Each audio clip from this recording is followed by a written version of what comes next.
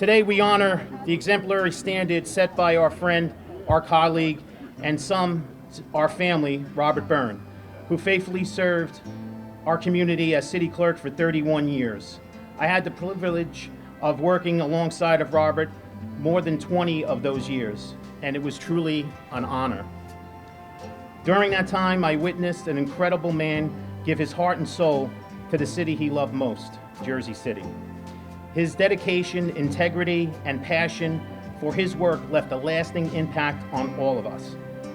Robert was a great mentor, friend, a devoted husband, and father to Debbie and Tina. His dedication and loyalty to excellence and professionalism made him into the greatest city clerk, an acknowledgement heralded throughout the state of New Jersey. To me, he was the heart of City Hall, the person everyone can count on, someone who made the job look easy even though it wasn't, and believe me, it's not. There is no one more deserving this street dedication than the late, great Robert Byrne, ensuring his legacy will live on forever in Jersey City. There isn't a clerk in the state of New Jersey that didn't speak with admiration about Robert Byrne. People from Gloucester County up to Bergen County, Sussex County knew who Robert was, and if they had a question about policy, about the Faulkner Act, it was Robert that they would go to. For me, as somebody that ran for office outside of the traditional political establishment, Robert was a resource to me. He found a way to balance different political factions and interests in a way that everybody respected him. They thought that he was fair, and they understood that he always put the city's interests first. The only thing that he would talk about more than Jersey City was his love for Tina. And anybody that knew Robert would know that if he grabbed you for 2 minutes, he would bend your ear nonstop about something that she's doing at school or something that she's doing in her personal life. And you could just tell with admiration of how much he loved his family. He would always tell me that his advice to me was not to run for mayor. That he told me that the most important thing in life is his family, and that you should set aside time for that. It ran through every part of Robert Byrne's life, family first. And today is an opportunity to recognize somebody who is really at the core of the transformation of Jersey City, who anybody who has lived here for any period of time, he has touched in some direct or indirect way, and we're thankful as a city to have Robert Byrne for 3 decades plus as our city clerk. I see so many friends, neighbors from the area. I was joking earlier that if you go to Washburn Street, there's 2 towers, and between the towers are 2 little 2-story buildings. One was owned by my grandmother, the other was owned by the D.G. Jacinto, so this neighborhood has so many memories. But Robert and I went to grammar school together.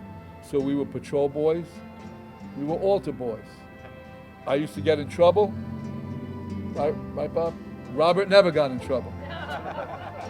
He was the real deal. He was the most honest person that I've really ever met. Whether it was in the city clerks or whether it was just a kid growing up in Jersey City in Courthouse Place. His family owned a candy store right down the block, and if you didn't have enough money, his mom would let you off the hook. His dad was a ward leader. Probably one of my first inclinations into politics was his dad would organize trips for the kids to go see a baseball game because most kids in the neighborhood couldn't afford to go to a baseball game on their own. And Robert stepped up when he became the clerk. He's everything that Steve said. He told me the same thing. Don't run for mayor. So I had to wait for him, so he couldn't tell me that anymore. But no, I loved Robert, and to echo, Tina, you were everything. You could not have a conversation with him where he didn't talk about whether it was school or sports or what was going on in your life. He loved you as much as any man has ever loved a child in their life. I have to say that from the bottom of my heart. And what I would also say, the way I think Robert lived on from his parents, because the values they instilled in him, you continue Robert's legacy, and he continues to live on through you and will live on for generations and generations. But I loved him. We had a lot of fun at St. Joe's, altar boy, patrol boy, and I will miss him so much, as I think everyone here will. Thank you. Hi everyone. First of all, I just want to say thank you so much for being here today, taking time out of your Saturday. We appreciate it so much. I also want to thank Sean so much from the bottom of our heart.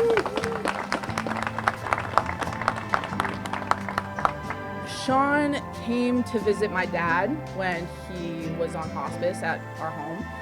And he was speaking with me and my mom, and he was just talking about different ways to honor my father and his legacy.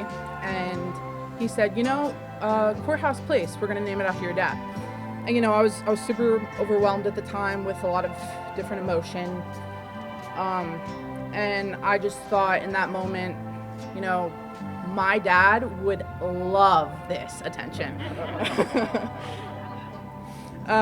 He would have been so proud of this, not necessarily because it has to do with him, but because it has to do with his community. Like Bill mentioned, my grandmother had a candy store just a block from here. My dad was born, not literally in an apartment, but right over there. And he grew up at that house right over there. So my dad really was just bing, bang, boom. And the fact that Sean knew this would mean so much to my father is just a testament of their close relationship, and also how much my dad loved the city. And I gotta give him credit. We went out a year ago. We went out to dinner, and he said, I'm still working on that. I didn't forget that conversation. I said, I didn't think you did. And then he texted me a few months ago, and he said, I'm filing paperwork, I'm making sure everything's right. And then he sent me a video of the city council initially passing this. So I also want to thank the city council for that, because my dad would be very incredibly honored. I want to talk about my dad from a daughter perspective, and not necessarily him as the city clerk. My dad was a hero, truly. Personally, professionally, he was such a great, respectful person, a strong role model. He didn't care that I was his only daughter. He treated me like a daughter, a son, like I had 15 siblings and it was just me. He gave me every opportunity, him and my mom, and anything I wanted to do, he encouraged me to do it. I remember being really shy as a kid, and I was decent at basketball, and he said, you know what, would it make you feel more comfortable if I coached your team? And I was like, Dad, you have city council meetings all the time. You don't have time to coach my team. And he's like, no, I have time to coach your team. And I was like, Dad, you don't know anything about coaching. And instead of just making it up, my dad went directly to the source. He went to one of the greatest basketball coaches, Bobby Hurley of Jersey City, and said, hey, I know you coach high school basketball, but I need you to take a step into 4th grade women's team for a second. And Bobby gave him an entire playbook, and my dad became the best coach, and I think we went 10-0 that season. My dad was honored by the ACLU, which I'm very proud of, for respecting the civil liberties of the people in this city to maybe the highest degree. My dad was a stickler for the rules. He was very quirky. He was very annoying and particular. But now that I'm older, I love those things most about him. And I love hearing people come up to me and say, I was listening to Todd Rundgren on the way here, because he really, when he liked something, he would drill it into your head and never let you forget it. And my dad was just such a generous, fantastic person. I remember a few years before he got sick, a family friend who was pretty young fell into a coma, and he hadn't seen this family in a while. And he drove 2 hours, rush to their aid, and then raise tens of thousands of dollars for someone who he really wasn't even necessarily close with anymore to get the medical care that they deserved. And I think that story is just such a representation of him as a person, him as a dad, him as a city clerk, him as everything. So I just want to thank you all once again for being here and honoring my father, because I know he appreciates it so much, and so do me and my mom. So thank you. Hey, Tina, I'm just going to stay. And Deb, can I invite you up here just for the proclamation? You don't have to speak. I know you don't want to speak. So I do just want to formally give you the proclamation on behalf of all 300,000 residents of Jersey City. Your father and your husband did this many times.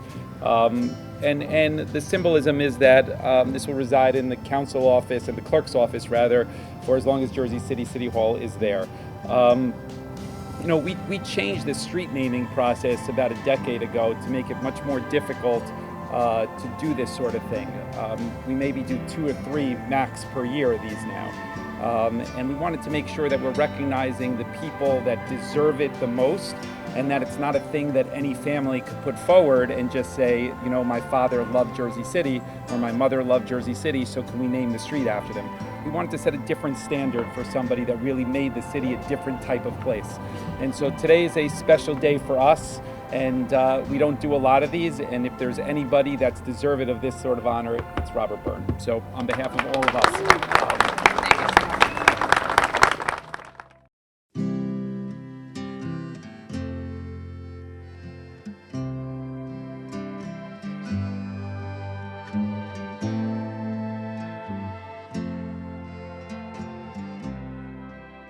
grew up with Robert Byrne, sweet person from childhood to adult. I'm happy to say I was one of his good friends. We grew up, we were playing ball down the corner. There used to be a apartment building and a brick wall, and we all used to play ball and 7-up against the wall. We used to play games and spud and kickball and had a great time. And his parents had a candy store around the corner, penny candy. We used to go all the time, all the kids. We had a great growing up, great childhood, and he was a wonderful, wonderful person always. And I'm very sentimental because this is where we grew up, and it just brings back great memories. I've known Robert Byrne since about 1981, and all during that time, he was always one of the most honest and honorable people and professionals I ever worked with. During my career at Public Service Electric and Gas Company, Robert was always so efficient, demanded a lot of himself, demanded a lot of his staff, and of course the people that he worked with. If you had a question about an ordinance related to construction or any other issue, Robert was really good to get back to you as soon as possible because he understood not only the needs of the utility, but the needs of the customers and the communities that we all serve.